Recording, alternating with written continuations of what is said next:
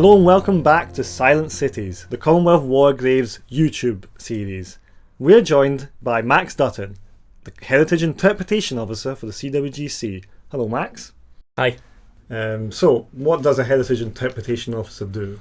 Well, I've got a very fancy title, Heritage Interpretation Officer, but it's essentially my role is to communicate what we do to everybody I can get to listen, essentially. So if you come across a visitor information panel, a leaflet, an exhibition, our visitor centre out in Boran, I've probably had some kind of input into that. And I just love my job. I love telling people about the remarkable work that we do, the remarkable history, the people that we commemorate, and it's my pleasure and privilege to work for the War Graves Commission. So I'm wondering, what got you first interested in history? It's going to sound really strange, but I've always been interested in grief. Oh, that sounds like a strange thing to say. I've always been fascinated by the way that communities came together, particularly at the end of the First World War, to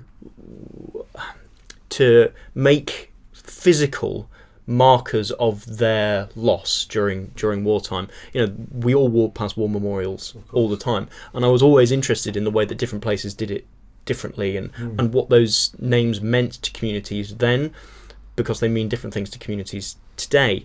And I studied it at university. I went on to study it at university, and during those studies, I became aware of the work of the War Graves Commission. Okay, so is that when you first came across the work of the Commonwealth War Graves Commission then? Yeah, I mean, the War Graves Commission is the ultimate way that any nation in history, I suppose I would say that, but it really is the first, and in my humble opinion, the best that any nation has ever been able to undertake the commemoration of its dead, following any war, and to attempt to do it after the end of the greatest war in human history, the First World War, was just remarkable, and what they achieved was just incredible. Wow. So from your unique experience and your role at the Commission, I suppose you can tell us a bit about the history of the CWGC, like where the origin story, let's call it, of the CWGC.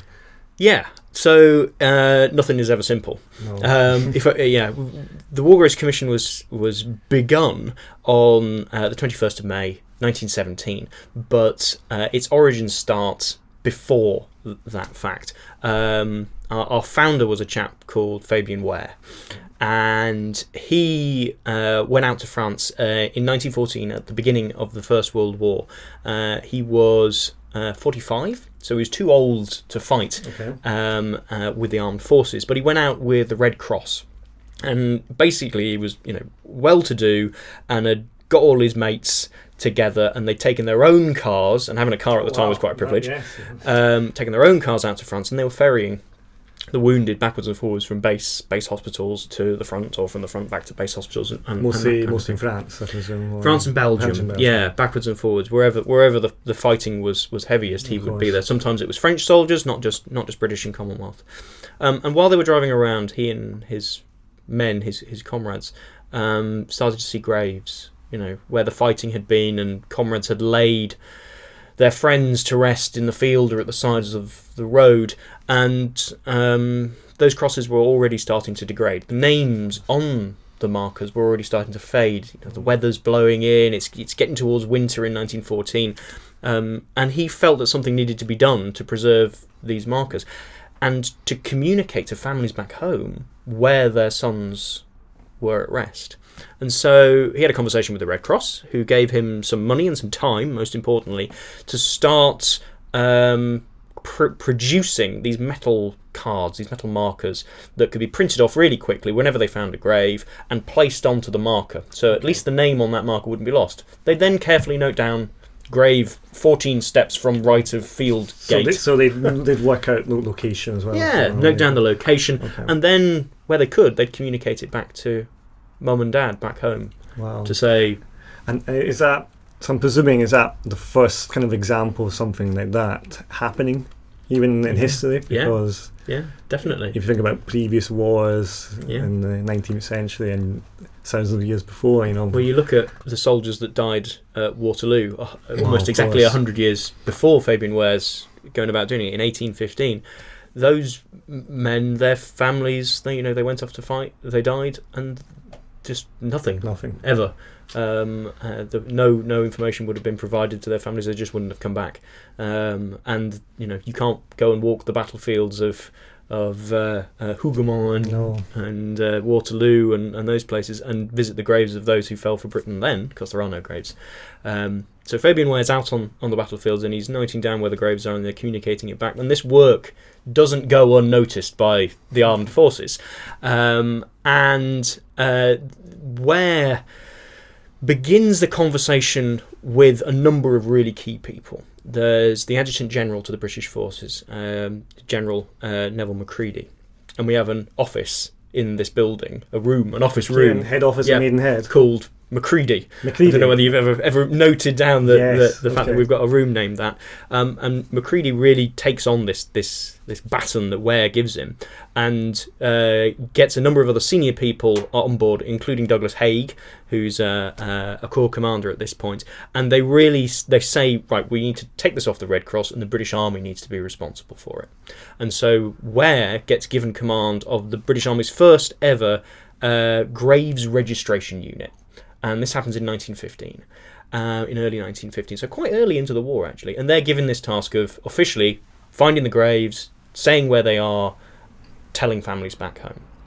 Really, really, really important task. It must have been a monumental task at the time, because we're talking about, how many losses were we talking about by, between 1914 and 1917? Hundreds of thousands.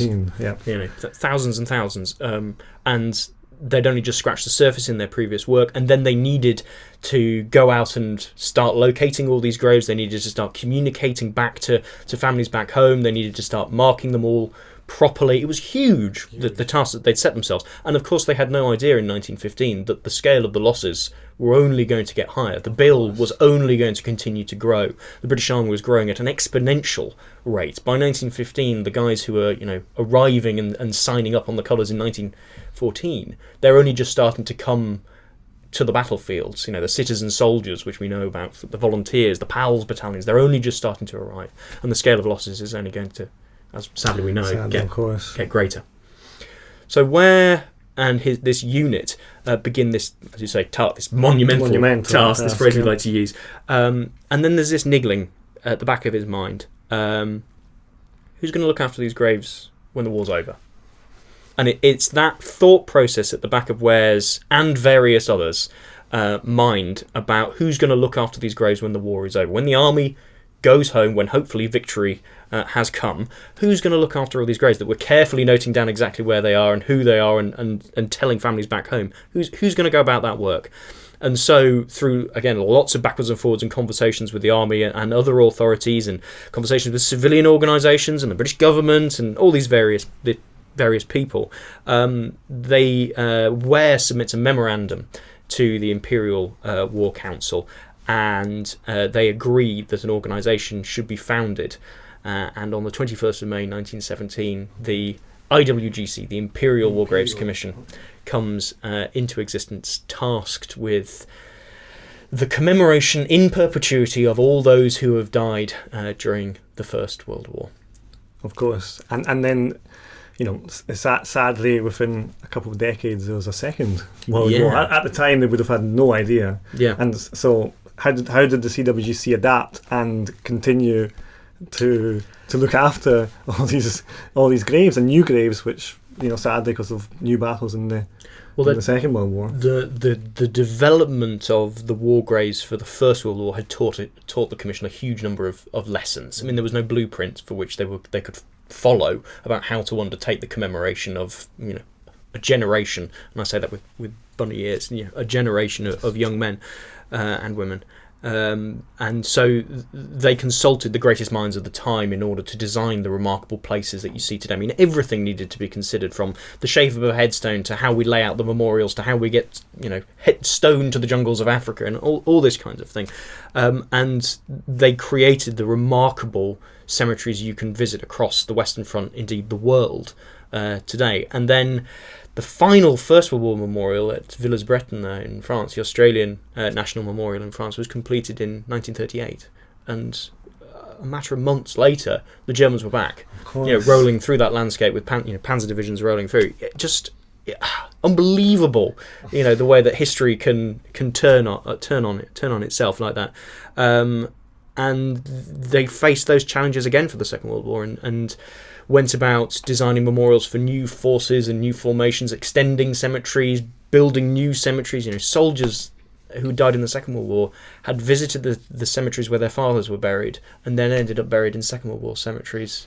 The Commission now cares for. It's absolutely incredible. Yeah. Wow. Heartbreaking when you find fathers buried in First World War cemeteries and then their sons buried. Well, Max, I think that was absolutely fascinating. I certainly learned a lot, and I hope our audience did. Please remember to like and subscribe. Leave us a comment if you want to ask Max a question, and make sure you join us next week.